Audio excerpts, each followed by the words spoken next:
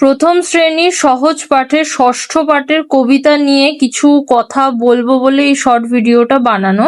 কিছু টিপস তোমাদের দেওয়াটা খুব দরকার, যে ভুলটা তোমরা সবাই করে থাকো যার জন্য তোমাদের নাম্বার কিন্তু কাটা যায়।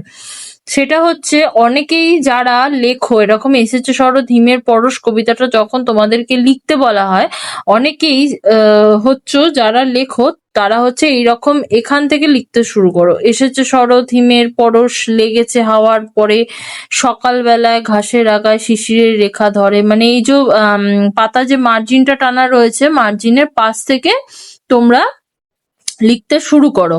আর কোনো রকম গ্যাপ দাও না, এই যে লেগেছে হাওয়ার পরে তার আগেও কোনো রকম গ্যাপ দাও না, পুরো একদম পরপর এরম এরম এরম এরম করে অনেকেই আছো লেখো, কিন্তু ওইভাবে যদি তোমরা লেখো তাহলে কিন্তু তোমাদের নাম্বার কাটা যাবে। তোমরা ধরো বানান ঠিক করলে, একদম বানান ঠিকঠাক ভাবে লিখলে, তারপরেও তোমাদের নাম্বার কাটা যাবে শুধুমাত্র ওইভাবে লেখার জন্য। কারণ কি, একটা কবিতা যখন তোমরা লিখছো তখন সেই কবিতাটার একটা সৌন্দর্যের উপরেও নাম্বারটা ডিপেন্ড করে, কিছুটা সৌন্দর্যের উপরেও ডিপেন্ড করে। যতটা সুন্দরভাবে লিখতে পারবে ততটাই সুন্দর ভাবে তোমরা নাম্বারটাও পাবে।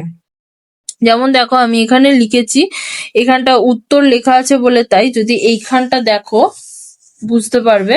এই যে দিঘি ভরা জল করে ঢল ঢল, এই যে এখানটা ফাঁক দিয়েছি, জায়গা ফাঁক দিয়ে লিখেছি দিঘি ভরা জল করে ঢল ঢল, নানা ফুল ধারে ধারে, এই যে এখানটা একটুখানি ফাঁক দিয়েছি, ফাঁক দিয়ে আমি লিখেছি নানা ফুল ধারে ধারে, কচি ধান গাছে ক্ষেত ভরে আছে।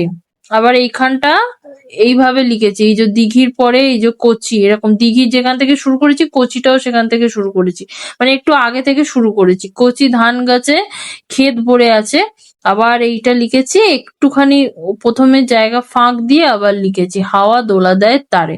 এইভাবে তোমাদেরকে লিখতে হবে। এই যে প্রথম লাইনটা লিখবে, তার প্রথম লাইনটা লেখার আগেও কিছুটা জায়গা ফাঁকা রাখতে হবে, আবার দ্বিতীয় লাইনটা লিখবে যখন, দ্বিতীয় লাইনটা লেখার আগেও জায়গা ফাঁকা রাখতে হবে। ঠিক এইভাবে জায়গা ফাঁকা রাখতে হবে, যেরকমটা তোমাদের বইয়ে আছে সেইভাবেই তোমাদেরকে লিখতে হবে। এইভাবে যদি সৌন্দর্য বজায় রেখে তোমরা যদি কবিতাটা লেখো তাহলে তোমাদের নাম্বারটা তোমরা ভালো মতো পেয়ে যাবে, তোমাদের নাম্বারও কাটা যাবে না। এরকমই আরো ছোট ছোট টিপস পাওয়ার জন্য আমার ইউটিউব চ্যানেল স্টাডি উইথ মিঠুকে সাবস্ক্রাইব করতে ভুলো না।